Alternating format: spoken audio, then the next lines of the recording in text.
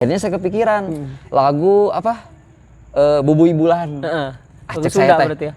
Lagu Sunda. Saya mau nyanyi Bubui Bulan aja lah.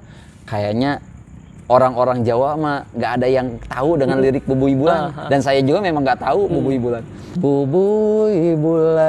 Bubui bulan sangrai bentang, panon poe bisa sate. Taunya sampai itu doang. Terus saya bingung, apalagi? Akhirnya saya bilang kayak gini. Lanjutkan, yang penting bahasanya bahasa Sunda.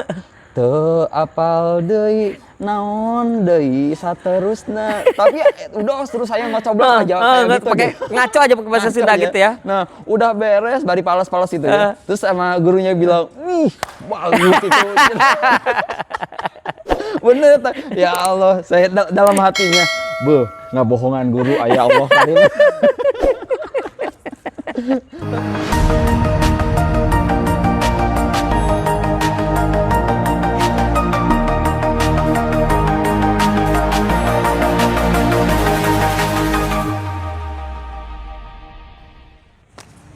Assalamualaikum warahmatullahi wabarakatuh. Kembali lagi di channel MTS EMA Pusat Menes. Kali ini sesuatu yang saya impi-impikan, yaitu bisa berbincang-bincang, wawancara ataupun podcast, apapun itu namanya, satu persatu bisa terwujud. Kali ini saya akan berbincang-bincang santai dengan salah satu ustadz yang ada di MTS EMA Pusat Menes. Langsung saja ya, kita panggilkan Ustadz Ahmad Syarifuddin. Silakan Tad, masuk. Assalamualaikum. Waalaikumsalam. Silakan duduk Tad. Nah, seperti yang sudah saya katakan tadi, kali ini kita akan berbincang-bincang santai ya. Ini nggak tegang Tad, santai aja. Oh, siap. Saya takut diinterogasi. Ini dengan nama lengkap Ustadz siapa? Nama saya Ahmad Syarifuddin. Nggak ada tambahan yang lain? Ujang Aib lah. Ujang Aib itu ya. Panggilannya. Anak-anak juga kebanyakan kenalannya dengan sebutan Aib. Aib. Utat Aib. Utat Aib. Kalau Ca Aib? Oh, Ca Aib juga. Ca Aib juga ya. Itu di Pramuka biasanya. Oh, kalau Ca Aib di Pramuka ya. Lahir Ustadz di mana Tad? Alhamdulillah saya lahir di daerah Tasikmalaya. Tepatnya di Singaparna ya. Singaparna. Oh, berarti Singaparna itu masih saudara sama Singapura atau gimana itu? Sebenarnya nggak jauh sih. Sebenarnya nggak jauh, masih ada hubungan kandang gitu. Oke. Singaparna ya, Singaparna dengan Singapura lah. Nah, yang menarik di sini yang mau saya obrolkan dengan Ustadz Syarif. Ustadz Syarif ini lulusan dari Pondok Modern Gontor 1 ya tadi ya? Iya. Ustadz Syarif itu mulai mondok dari usia berapa Tad? Saya tepatnya berpisah dengan orang tua ya untuk berpisah dengan orang tua. Belajar. Itu saya pada saat saya naik kelas 4 SD. Naik kelas 4 SD. Iya, berarti usia berapa tahun? Usia berapa ya kelas 4 SD ya? Sekitar 10 apa berapa? Sekitar 10 kali ya. 9-10 ya, 9-10 tahunan kelas ya. 4 SD. Itu tidak langsung masuk pondok sih. Oh, tidak langsung pondok. Jadi awalnya itu saya kalau boleh cerita nggak apa-apa? Iya. Memang itu yang kita tunggu ceritanya. Oke, siap. Gimana? Jadi ceritanya dulu kenapa saya bisa kok ngacleng jauh dari Tasikmalaya ke Ponorogo, daerah Ponorogo ya. Jadi awalnya itu saya selalu dikasih cerita tuh sama ibu saya. Kalau saya manggil sih bukan ibu ya, manggilnya emak gitu ya. Sama teteh saya juga sama. Jadi pas lagi kecil itu saya biasa suka ikut-ikutan teteh. Termasuk ke sekolah itu pengen, tapi selalu dilarang. Ikut ke sekolah teteh? Iya. Apa ke pondok atau? Ke sekolah biasa, sekolah SD gitu kan? Sekolah umum SD. Atau SMP gitu ya. Jadi saya nggak boleh tuh. Udah Aib mah di rumah aja. Jadi pakai logat Sunda nggak apa-apa ya. Ya. Jadi Aib mah di rumah aja, jangan ikut. Nanti teteh juga pulang lagi katanya gitu. Itu usia berapa tahun? Ustaz? Itu saya sebelum sekolah. Sebelum sekolah ya? Sebelum sekolah itu. Jadi, nah pas saat itu karena beriringnya waktu saya pengen ikut tuh nggak dikasih izin aja. Karena memang nggak boleh kali ya. Siswa bawa adiknya ke sekolah gitu ya. Nggak boleh.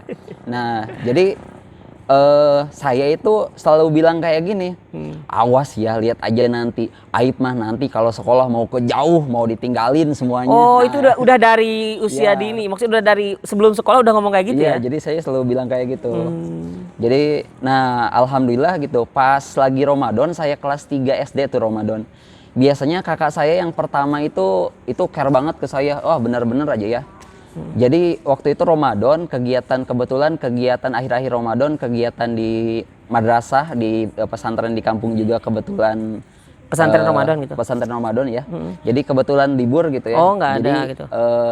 Liburnya seminggu sebelum Ramadan lah ya. Jadi kakak kebetulan udah pulang, udah mudik itu ke sekolah, ke rumah saya ya. Nah pas habis sholat subuh berjamaah, kakak manggil itu, Aib sini. Itu biasa di depan TV. Iya. Kata kakak, sini katanya tidur di samping AA katanya. Ya, udah jadi kayak di parende gitu kalau kata orang iya. Sunda mah di parende. Di parende. Nah setelah itu bilangnya kayak gini, kebetulan itu, masya Allah kebetulan di TV itu ada di, saya sebutkan ya channel apa namanya pro ininya. Jadi kebetulan di SCTV itu ada program Lintas Pesantren. Lintas pesantren. Lintas pesantren Itu dulu di itu. bulan Ramadan ya? Di bulan Ramadan, Lintas Pesantren.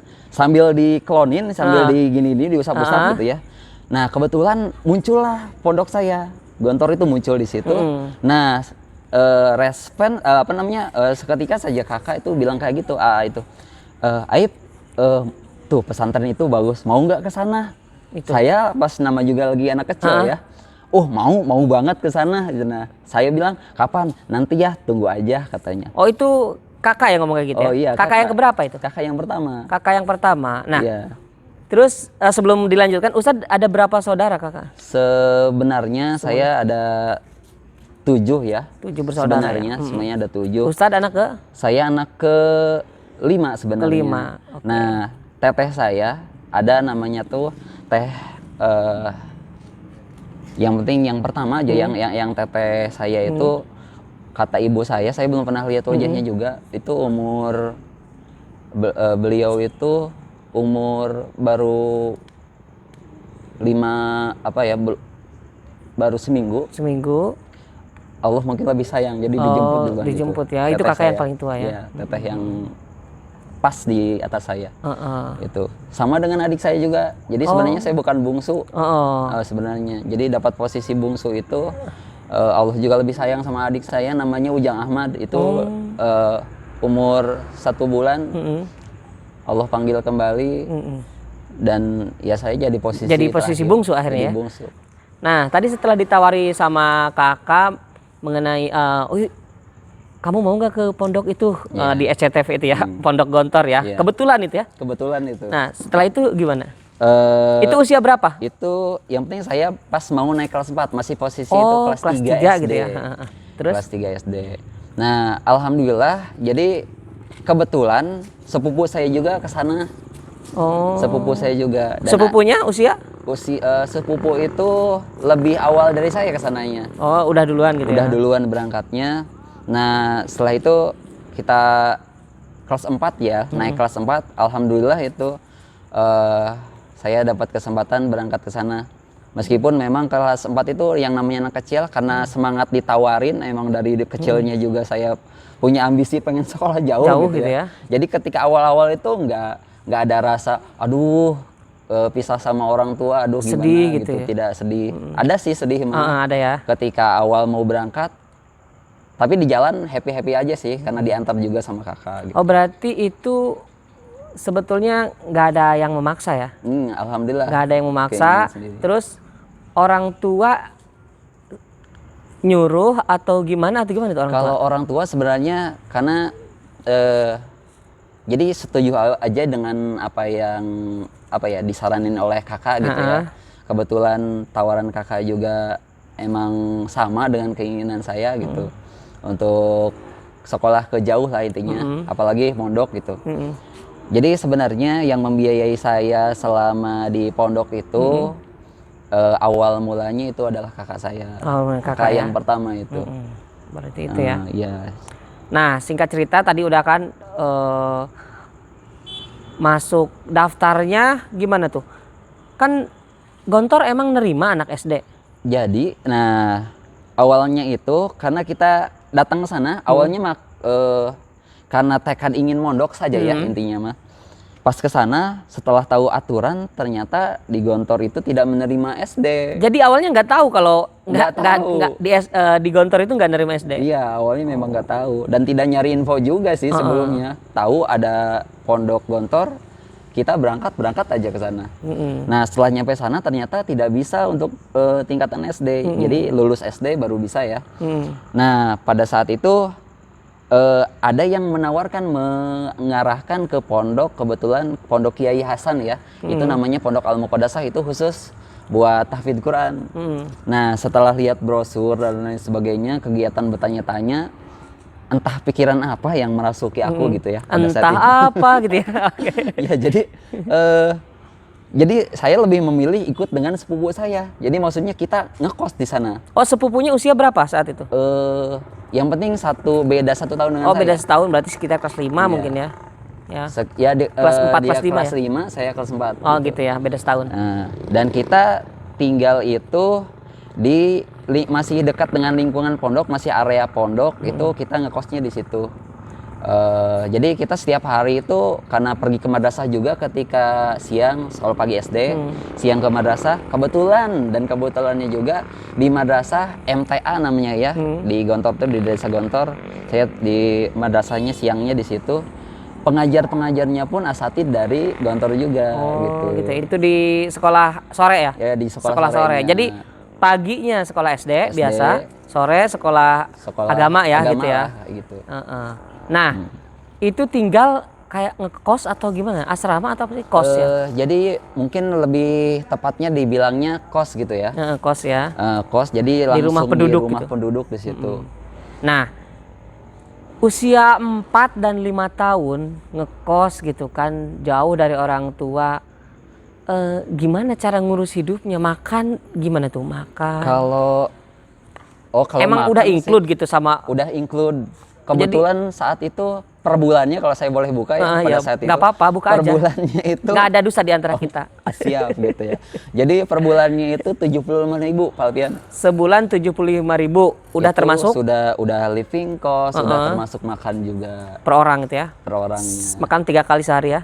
3 kali sehari. Gitu. Jadi kebetulan ibu kosnya, bapak kosnya itu care banget. Kalau kita nggak belajar dulu kayak orang tua sendiri, diomelin, diapain lah gitu. Oke. Mungkin karena dititipkan juga oleh. Iya, Dulu waktu nganterin ke Gontor siapa yang ikut? Orang tua atau cuma kakak? Yang ikut itu kakak sama Ua. Kalau Ua kan berarti nganterin nganterin anaknya, anaknya sepupu itu. berarti ya, sepupu saya. Kakak nganterin saya. Berarti bapak sama ibu nggak ikut ya? Enggak. Dan saya katakan selama saya berada di Jawa, khususnya selama berada di pondok itu, saya nggak pernah dijenguk orang tua. Sama ibu bapak ya? Nggak pernah. Siapa yang selama ngejenguk 6 dong? tahun. Siapa yang Saya jenguk? nggak pernah dijenguk. Yang ngejenguk siapa? Kakak? Paling Ua Pernah? ya. Oh, Uwa. Pernah dijenguk sama Ua kalau nggak salah sekali pernah dijenguk itu. Terus orang tua berarti nggak tahu dengan Pondok Gontor? Orang tua tidak tahu. Sampai sekarang? Kemarin alhamdulillah orang tua sempat ikut ke sana ketika saya mengambil ijazah. Oh, Itu pun iya. setelah 6 tahun lulus 6 dari tahun pondok. lulus ya. Iya. Nah, tadi saya penasaran lagi dengan anak seusia kelas 4 dan kelas 5 ya, jauh dari orang tua dan belum mondok lagi. Kalau mondok kan dalam lingkungan ini, Iya, kos gitu kan. Mungkin kan main di kampung juga. Iya. Ya kan, main sama siapa aja. Terus siapa yang mengawasi dan membatasi kan usia muda lah ya. Iya. Main mungkin masih pengen main gitu Iya. kan, seusia-usia gitu. Siapa yang membatasi Ustadz waktu itu untuk stop ini, bukan stop main, stop ini. Oh iya. Jadi itu tadi ibu kos, yang penting keluarga ibu yang saya tempatin rumahnya di situ udah nganggap sama seperti anak sendiri. Seperti anak sendiri ya. Ya mulai dari ngebangunin subuhnya, nyuruh belajarnya, makannya pun udah sama ya kayak orang tua aja gitu. Terus mungkin lingkungan di situ juga memang kondusif ya, bagus, Iya, mungkin iya. ya, nggak ada hal-hal yang negatif kan, Iya. karena dekat dengan pondok. Masih pondok lingkungan gitu ya. pondok. Jadi anak-anaknya juga mungkin ya main-main di sekitar Iya. situ saja ya. Sekarang masih ada tuh Ibu Kas? Terakhir saya kemarin tahun 2000 berapa ya? pas Pas sama menjemput saya. ya sama Pak Alfian. Pas kesana kan? Itu alhamdulillah ibunya masih ada. Cuman kalau bapaknya sudah tidak Sudah ada. tidak ada ya. Bapaknya. Bapak Itu tinggal di kos itu berapa tahun berarti? selama SD saja. Selama SD berarti kalau 3 4, tahun, 5, Mbak. 6, 3 tahun 3 ya. tahun sama 3 SD. tahun. Dan itu tadi, jadi bahasa dari kakak itu pertamanya gini ke orang tua. Mungkin kalau kata bahasa Sundanya kayak gini, ma, wios, aib mah ulah ditengok, ulah di naon teh namanya, ulah dijenguk, bilangnya kayak gitulah, jangan dijenguk bilangnya. Biarkan, kenapa? Karena ketika orang tua itu punya perasaan apa ya, batin kangen, pasti kangen ya. Cuman ketika hal itu selalu dirasakan oleh orang tua, itu akan kontak dengan anak sehingga membuat anak tidak betah. Tapi jujur sih, kalau saya biasanya ketika awal-awal itu lama di sana, yang penting kesedihan itu muncul ketika yang nganterin, kakak khususnya ya nganterin itu pulang. Pas pulangnya gitu Pas kan, pulangnya. pas masih kelihatan gitu ya. Iya. Setelah Jadi, itu mulai dari situ tuh mulai terasa itu beratnya ditinggalin sama saudara, sama orang tua lah istilahnya. Dan paling yang saya bisa lakukan itu memang kebetulan ketika sebelum berangkat itu teteh saya ngasih bekal, bukan bekal uang ya, kalau itu mah udah pasti. Jadi yang dikasih bekal itu jadi foto-foto keluarga, ibu, ayah, kakak, semuanya teteh gitu ya. Jadi kepalanya itu dari leher dipotong-potongin. Kalau dulu kan belum mesti edit-editan iya, ya, belum ada HP. Jadi gunting gitu ya. Digunting-guntingin itu, digunting-guntingin, ditempelin di satu kertas di lakban putih. Itu disimpan di dompet. Jadi kalau saya kangen itu paling buka dompet. Kalau pengen nangis di dekat ibu kos malu juga gitu ya. Paling yang saya lakukan itu biasanya buka lemari, buka dompet, bukan ngitung duit, tapi lihat foto sambil kayak nangis. gini, sambil nangis. Jadi kepala itu di dalam lemari gitu kayak dulu gini. nangis gitu Nangis, ya. Oke. dia. Perasaan Ustadz gimana ketika maksudnya di usia tadi sekitar 9 atau 10 tahun berpisah dengan orang tua? Iya, kalau dikatakan sedih sih, sedih gitu ya. Cuman setelah sebenarnya terkadang itu ada pikiran males balik lagi ke sana. Karena takut sedih itu tadi. Pulang ke kampung maksudnya? Maksudnya enggak, kalau lagi habis libur ya, Oh. berangkat lagi ke sana. Kadang ada perasaan males juga. Ada perasaan kayak gitu ya? Jadi betah di rumah. Betah kayak di rumah, namanya apalagi jarang. udah lama gitu ya? Udah lama gitu. Cuman yang jadi pikiran itu gitu, wah ini saudara, kakak saya, orang tua saya udah ngebiayain sampai saat ini. Masa sih saya mundur gitu kan? iya. Jadi saya selalu berpikirnya ke situ aja. Santai dulu, silakan minum Siap. dulu Tad. Oh. Ini disediakan oleh kru kita tadi ya, Aulia ya, oh spesial. Ditampi Alpian ya. sampai penuh seperti ini. Bismillahirrahmanirrahim. Luar biasa. Sengaja malam ini kita adakan bincang-bincang atau ngobrol santai ini di luar karena kita juga ingin memperlihatkan kepada teman-teman YouTube channel MTS EMA Pusat Menes ini tentang view malam di kampus kami ini ya, di MTS EMA Pusat ini ya seperti ini.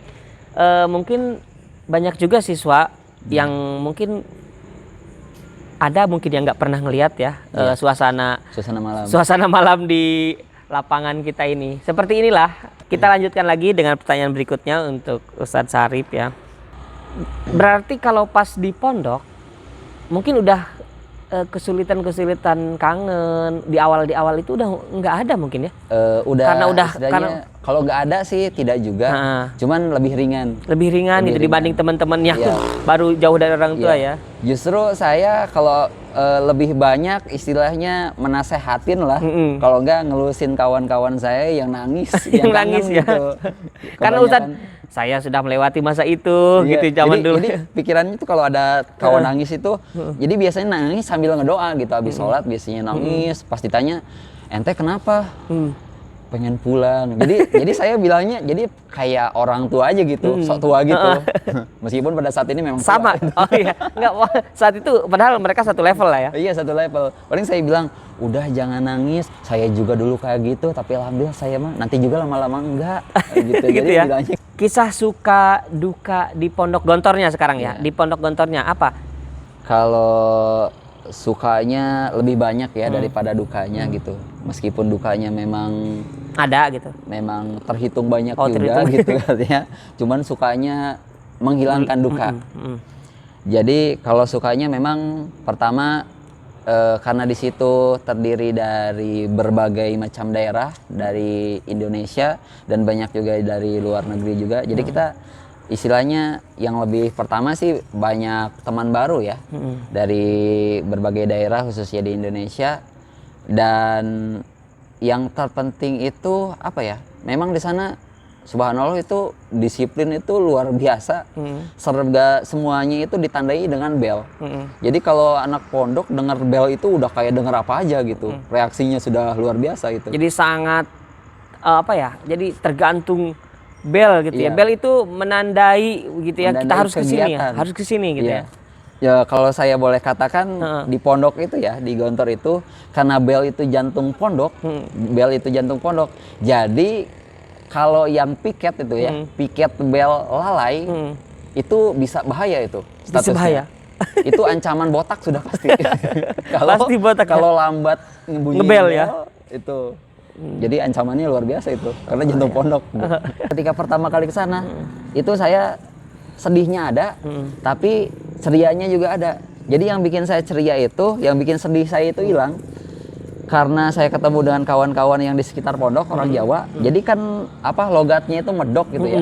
Jadi kalau saya karena aneh, pertama kali aneh, denger mereka ngomong itu saya pengen ketawa aja. Lucu gitu ya. Lucu gitu, pengen Jadi ketawa. terhibur gitu ya. Terhibur. Bahkan saya itu karena mungkin teman-teman tahu kalau saya itu nggak tahan dengan mendengar suara medok mereka, mereka dengan sengaja ngajak ngobrol entah pakai bahasa Indonesia atau bahasa Jawa dengan medok mereka gitu. Sampai saya dikejar-kejar karena memang waktu itu reaksi saya itu ketika mendengar mereka itu udah nggak tahan, pengennya ketawa aja sampai segitu terus. Sampai saya lari ke kantin, dikejar ngajak ngobrol. Intinya mah ya pengen buat saya ketawa gitu. Ya. Gitu.